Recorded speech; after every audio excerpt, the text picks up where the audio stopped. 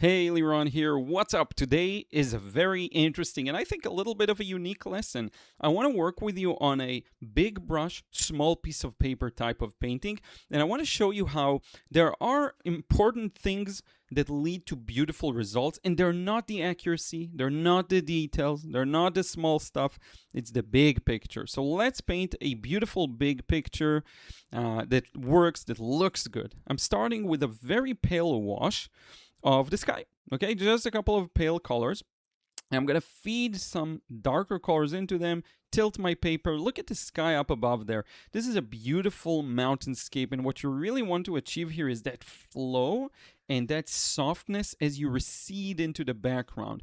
This is something where you really have to watch out for hard edges. So look at what I'm doing here. I'm mixing a very dark blue, and the reason is I have a lot of water on paper. So once I put that wash in to convey the mountains in the distance, I have to come in strong to negate all the wetness on paper. And the more we move downwards with this painting, the stronger this paint needs to be. I'm using a combination of many colors. I'm using carbazole violet, I'm using phthalo blue, I'm using Prussian blue, I'm using a lunar black, and basically just different ratios to shift and modify the colors a bit. The thing that's gonna make this painting is the edges and the very soft color variation. Everything else isn't really as important here. And I want to show you how simple and easy it is. Forget about perfectionism. By the way, if you want to learn how to paint just like this, with looseness, freshness, get a beautiful result, check out the frustration-free watercolor course. Thousands of happy students. Every week I get multiple emails from people saying they finally managed to break free. If that's you, if you feel like you're stuck, you can't paint loosely, just do yourself a favor. Check it out, the frustration-free watercolor course, my flagship course. I'm going to put a link down below. And I'm going to talk about something else a little later in the video if you would be interested. Something a little different. Okay, so look, I'm softening this area down there because I'm seeing some clouds. Am I following the shapes I'm seeing literally? Obviously, I'm not. And if you're like me, you started very confused and don't know what to do with watercolor, then you start finding your path. But what happens along the way is you become obsessed with specific details and specific accuracy and conveying things as you see them. And I get it. You want to be able to do that. But let's set that aside for a moment and just think composition and shapes. What are you seeing here? You're seeing a light turning to dark as we move down. You're seeing these big shapes of mountains, right? You're seeing some sporadic highlights and little lighter areas where the sun catches the snow or the rocks. And you're seeing a blue snow that is quite a gray blue, but it is a blue. If you capture these components in your painting, you're 70% there. That's what makes a painting beautiful. You can do this with varying levels of polish and of accuracy, but even the lowest version of this with very minor, accuracy and adherence to details like this, what I'm doing here, will produce a beautiful result. And I think the more important thing is how satisfying this feels. That's the key here. You should enjoy it.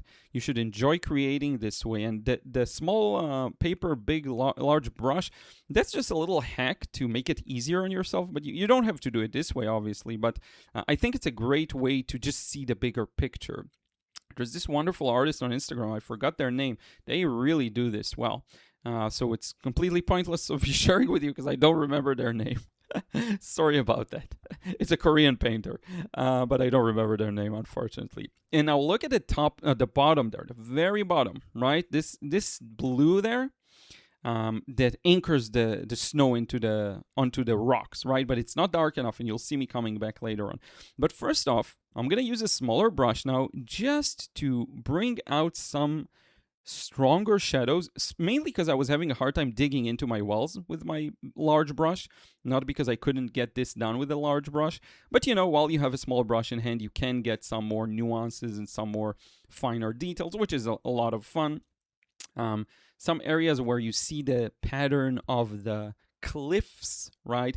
And if you look at what we've got so far, we have a mysterious transition into the background with very vague mountain ridges with interesting shapes that with colors that don't follow the reference almost at all, right? I mean, this is purples and blues, and what you have in the reference is just a gray blue, right?